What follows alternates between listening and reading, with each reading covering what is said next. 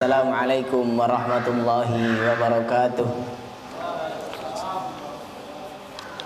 Alhamdulillahilladzi unzila fihil Qur'an hudan linnasi wa bayyinatin minal huda wal furqan. Asyhadu an la ilaha illallah wa asyhadu anna Muhammadan abduhu wa rasuluh. Allahumma salli ala sayyidina Muhammad wa ala ali sayyidina Muhammad. Qala Allah ta'ala fi kitabihil karim. A'udzu billahi minasyaitonir rajim.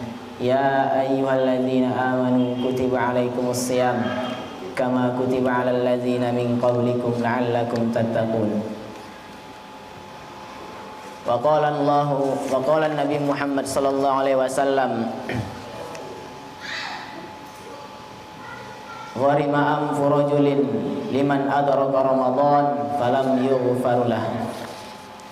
Sadaqallahul azim wa sadaqallahun nabiyyul karim wa nahnu ala dzalika minasyahidin wasyakirin walhamdulillahirabbil alamin. Para asatiz, orang-orang tua kami, ustazah yang dirahmati Allah Subhanahu wa taala. Bersyukur kita atas kehadiran Allah Subhanahu wa taala yang telah memberikan begitu banyak nikmat. Mulai dari nikmat yang paling terkecil hingga nikmat yang terbesar. Allah Subhanahu wa taala masih memberikan kita kesempatan untuk menghirup udara segar, dan juga Allah Subhanahu wa taala masih memberikan kepada kita kesempatan untuk merasakan betapa nikmatnya di saat sahur dan berbuka. Oleh semuanya itu patut kita syukuri. Dan juga Allah masih memberikan kita kesehatan, kekuatan fisik, sehingga dengan nikmat tersebut itulah kita mampu berkumpul di Masjid Al-Mubarak ini dalam menyambut buka puasa, atau yang sebagaimana biasanya kita lakukan rutin dari awal Ramadan sampai sekarang. Mudah-mudahan kita istiqomah dalam menjalankan ketakwaan kepada Allah Subhanahu wa taala. Bersalawat kita kepada Nabi Muhammad sallallahu alaihi wasallam. Allahumma shalli ala sayyidina Muhammad wa ala ali Muhammad. Semoga dengan mengikuti sunnah-sunnah beliau kita termasuk golongan-golongan yang akan mendapatkan syafaat yaumil kelak. Amin amin ya rabbal alamin. Ikhwani fillah, para orang-orang tua kami, sanak saudara rahimakumullah. Di sini kami bukan bermaksud untuk mengajari, bukan pula bermaksud untuk menggurui para hadirin sekalian. Tetapi di sini kami hanya ingin mengajak, mari sama-sama kita belajar. Karena kata Nabi, khairukum man ta'allamal Qur'an wa 'allamah. Sebaik-baik kamu, sebaik-baik kita adalah yang belajar Al-Qur'an dan mengajarkannya kepada yang lain. Ikhwani fillah, orang-orang tua kami yang dirahmati Allah Subhanahu wa taala. Ada sebuah kisah yang sangat menarik dari perjalanan dakwahnya Rasulullah Muhammad sallallahu alaihi wasallam, dan kemudian juga kisah ini sangat menginspirasi bagi kita selaku manusia yang penuh dengan kesalahan, selaku manusia yang penuh dengan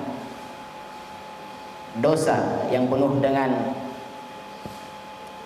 hina.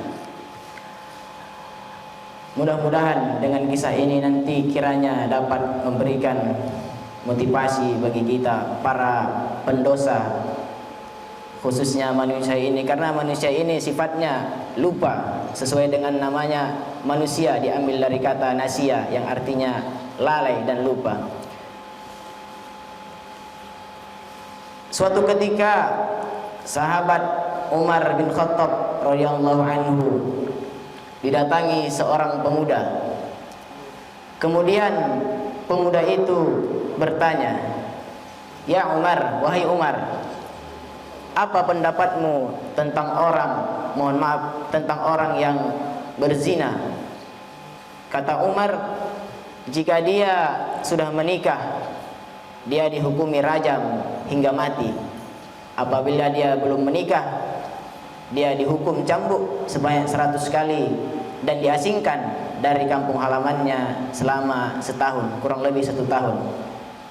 Kemudian si pemuda ini memberanikan diri bertanya kembali, "Ya Umar, bagaimana hukumnya jika seorang pemuda atau seorang perjaka yang menzinahi seorang jenazah?" Kemudian Umar merinding mendengar perkataan pemuda tersebut. Siapa demikian yang rela, yang tega melakukan dosa demikian, kata Umar. Kemudian si pemuda menjawab, "Saya sendiri wahai Umar. Apakah Allah Subhanahu wa taala masih mau memberikan ampunannya kepadaku?" Kata pemuda tersebut. Kemudian Umar tak memberikan sepatah kata pun, dan kemudian Umar pergi meninggalkan si pemuda ini. Umar menuju ke dalam masjid sambil beristighfar kepada Allah dan merasa bersedih atas pertanyaan si pemuda ini.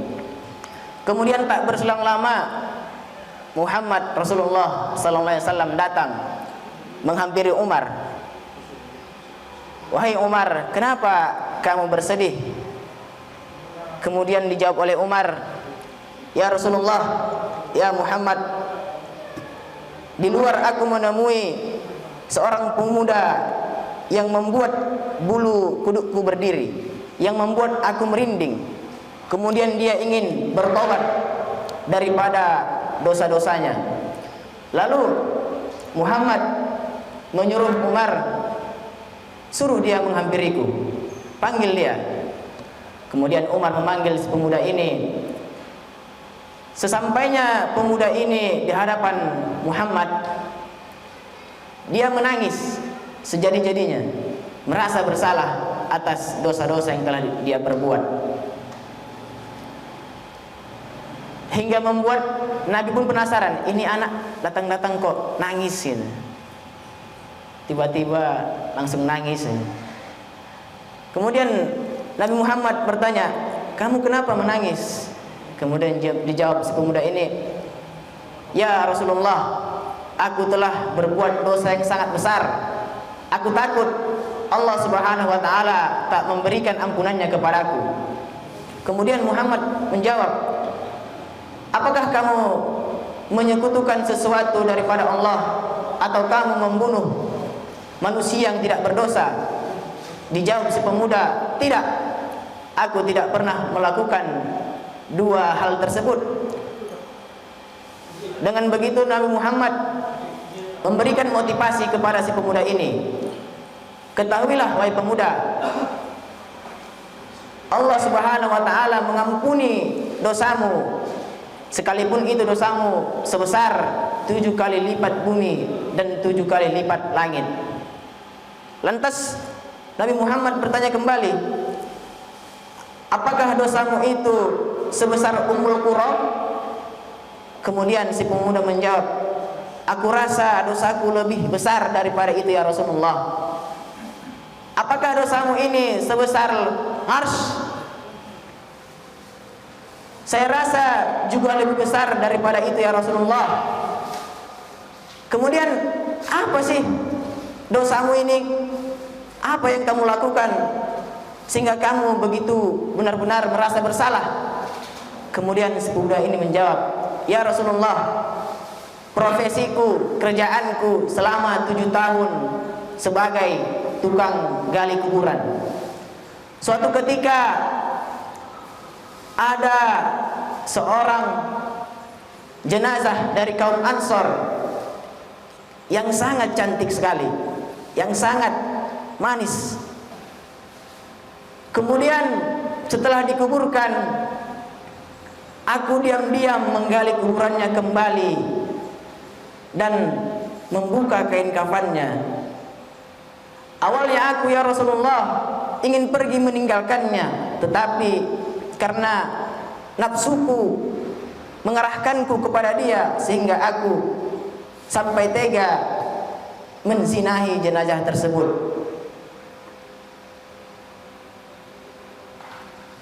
Setelah aku melakukannya ya Rasulullah, aku ingin pergi.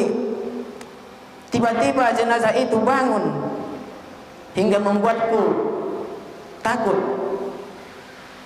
Dan jenazah itu berkata, "Wahai pemuda, apakah kau tega membiarkan aku sedangkan nanti dimintai pertanggungjawaban oleh Allah Subhanahu wa taala?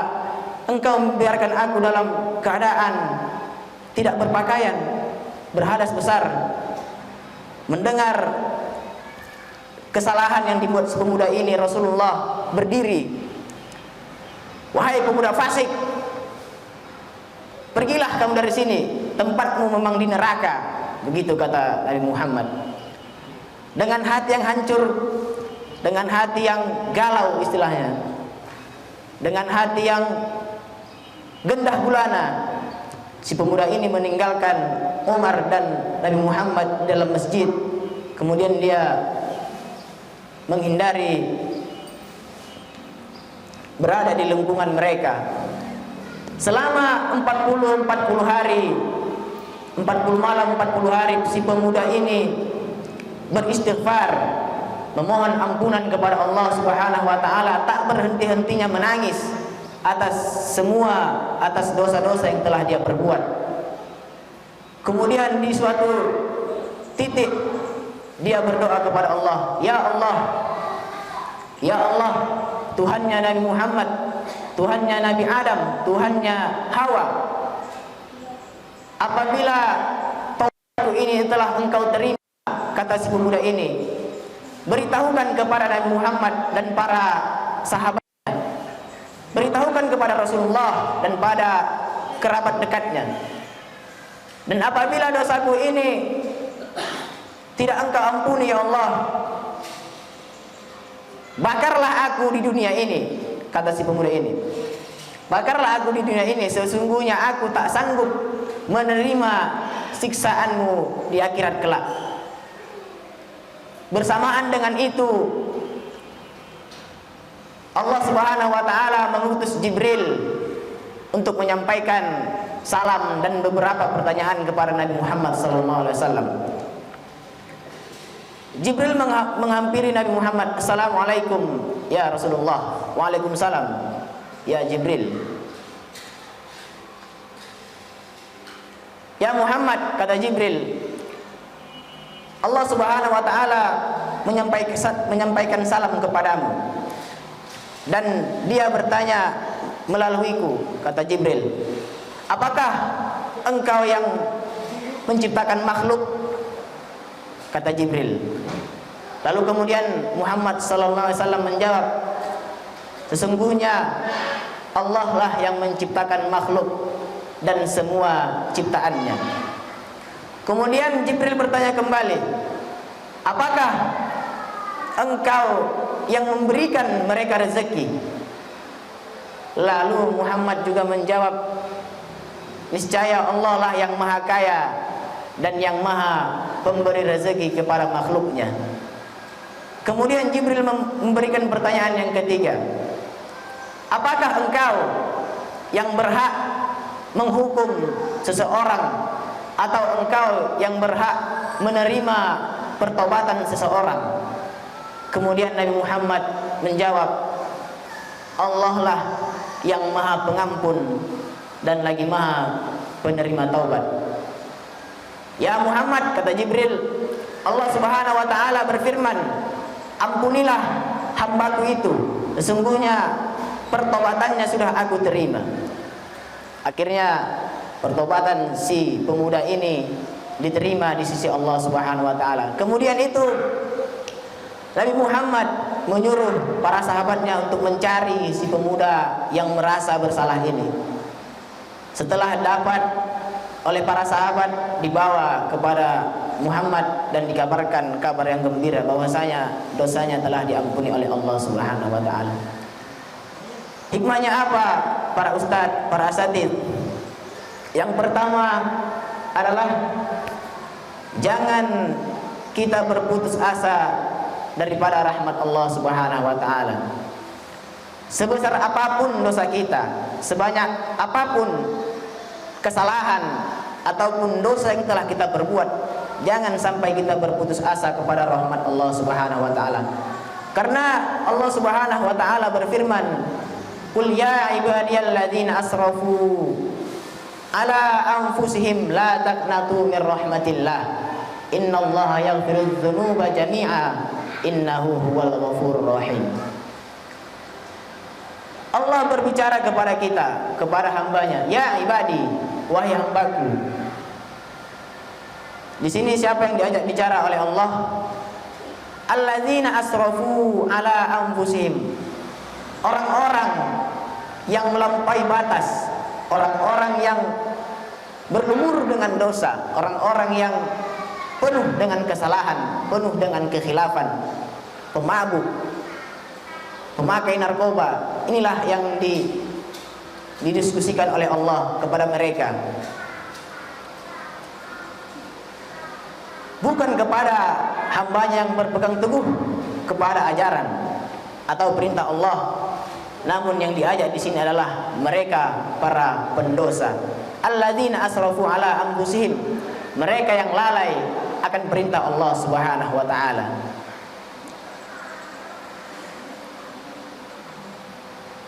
Ikhwani fillah,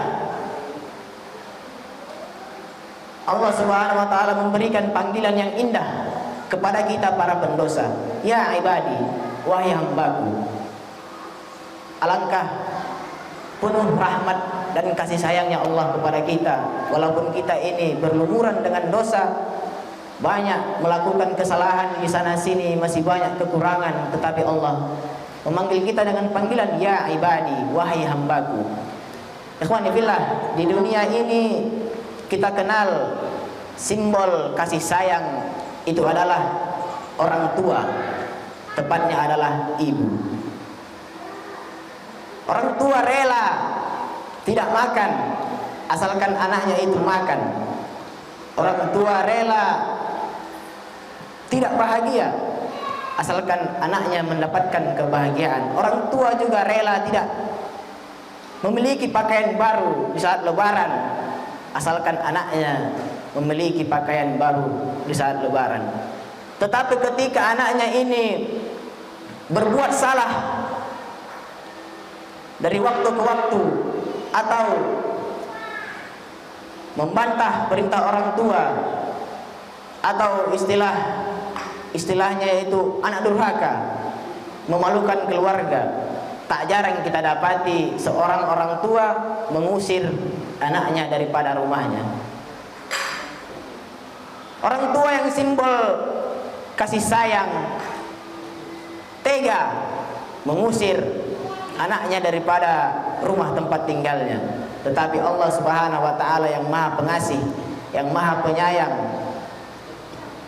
walaupun kita berbuat dusta, berbuat keji, berbuat yang tidak senonoh, berbuat dosa, berbuat yang buruk-buruk, tetapi Allah Subhanahu wa taala masih memberikan kesempatan kepada kita untuk bertaubat kepada Allah Subhanahu wa taala. Ikhwani fillah, saudaraku jamaah salat menjelang maghrib. Tak terasa juga kita sudah berada di pertengahan bulan Ramadan, yang mana bulan di pertengahan ini adalah maghfirahnya Allah yang maha luar biasa. Karena disebutkan dalam hadis, wa huwa syahrun awwaluhu rahmah wa awsatuhu maghfirah wa akhiruhu itqum minan nar. Bahwasanya di dalam 10 hari pertama itu adalah rahmat, cinta kasih sayang, dan di 10 hari kedua Ramadan terdapat maghfirah, ampunan Allah Subhanahu wa taala. Dan di 10 hari yang ketiga atau di 10 hari yang terakhir adalah penjauhan kita dari api neraka. Para asatiz, orang-orang tua kami yang dirahmati Allah Subhanahu wa taala, maka perlu kita sadari bahwasanya maghfirah dan ampunan Allah Subhanahu wa taala itu lebih besar dibandingkan dengan murkanya, lebih besar dibandingkan dengan azabnya. Maka apakah kemudian dengan maghfirah dan ampunan yang besar tersebut kita semua mendapatkannya? Apakah kemudian dengan ampunan yang sedemikian besar semua umat muslim akan mendapatkannya? Tentu tidak, wahai saudaraku. Lalu siapakah yang pantas mendapatkan maghfirah, ampunan Allah Subhanahu wa taala tersebut? Disebutkan dalam hadis riwayat Al-Bukhari nomor 38, man shoma ramadhana imanan wa ihtisaban ghufira lahu ma taqaddama min dzambi. Barang siapa yang berpuasa Ramadan atas dasar keimanan, atas dasar kepercayaan bahwasanya perintah saum ini adalah perintah yang wajib, perintah puasa ini adalah perintah yang harus dikerjakan, dan wahtisaban, berharap ridha Allah Subhanahu wa taala, atau juga bisa diartikan dengan sebagai berhitung atau berhisab, menghisab diri. Karena ihtisaban ini berasal dari kata hasiba yahsabu yang artinya hisab atau menghitung. Barang siapa yang puasa Ramadan didasari dengan keimanan dan berharap berharap ikhlas karena Allah Subhanahu wa taala, maka dia dijanjikan akan mendapatkan pengampunan dosanya yang lalu. Jadi jelas, kalau kita ingin mendapatkan maghfirah dan ampunan yang besar tersebut, kalau kita ingin mendapatkan ampunan Allah yang sedemikian rupa besar, maka jelas kita akan harus berpuasa ini dilandasi dengan keimanan, dilandasi dengan ihtisaban atau berharap ridha kepada Allah Subhanahu wa taala. Maka tentu kalau puasa kita dilandasi dengan keimanan, dilandasi dengan ihtisaban, maka balasannya adalah, feedbacknya adalah, benefitnya adalah ghufira lahu ma taqaddama min dzambi. Dosa-dosa kita akan diampuni oleh Allah Subhanahu wa taala.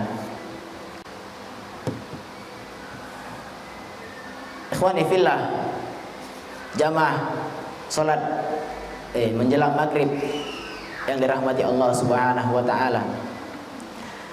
Maka dengan maghfirah dan ampunan yang besar tersebut, jangan sampai kita pada bulan Ramadan ini tidak mendapatkannya sedikitpun. Jangan sampai kita tidak mendapatkan apa-apa setelah Ramadan ini berlanjut. Karena jelas disindir oleh Nabi, raghima anfu rajulin liman adraka Ramadan falam yughfarullah. Terhina di hadapan Allah Subhanahu wa taala, kotor dirinya, bu'dan, jauh daripada rahmat Allah Subhanahu wa taala. Siapa dia? Liman adraka Ramadan falam yughfarullah. Barang siapa yang disampaikan Allah Subhanahu wa taala kepada bulan Ramadan tetapi tidak mendapatkan apa-apa, tidak mendapatkan ampunan daripada Allah Subhanahu wa taala. A'udzubillah tsumma na'udzubillahi min dzalik. Untuk itu, para hadirin sekalian, para ustazah, mari kita bermuhasabah diri atas dosa-dosa yang telah kita perbuat, dosa-dosa yang telah kita perbuat yang lalu, dosa-dosa yang telah kita perbuat 11 bulan ke belakang, dosa-dosa yang telah kita perbuat 11 bulan yang lalu. Mari kita beristighfar sebanyak-banyaknya, mumpung ini masih bulan yang penuh dengan maghfirah, bulan yang penuh dengan ampunan. Mari kita perbanyak istighfar kita kepada Allah Subhanahu wa taala. Karena salah satu keutamaan bulan Ramadan ini adalah, kata Nabi, siang dan malamnya itu merupakan apa? Mustajabnya doa.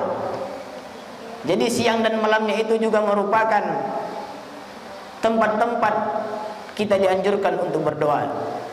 Otomatis harian full itu merupakan waktu-waktu mustajabnya untuk berdoa. Beda dengan hari-hari yang lain, sangat beda dengan bulan-bulan yang lain. Kalau di bulan yang lain paling tidak sebelum iqamah, antara azan dan iqamah itu doa mustajab. Ikhwani fillah, mungkin hanya sekian yang dapat kami sampaikan. Kurang dan lebihnya mohon maaf. Akhirul kalam. Assalamualaikum warahmatullahi wabarakatuh.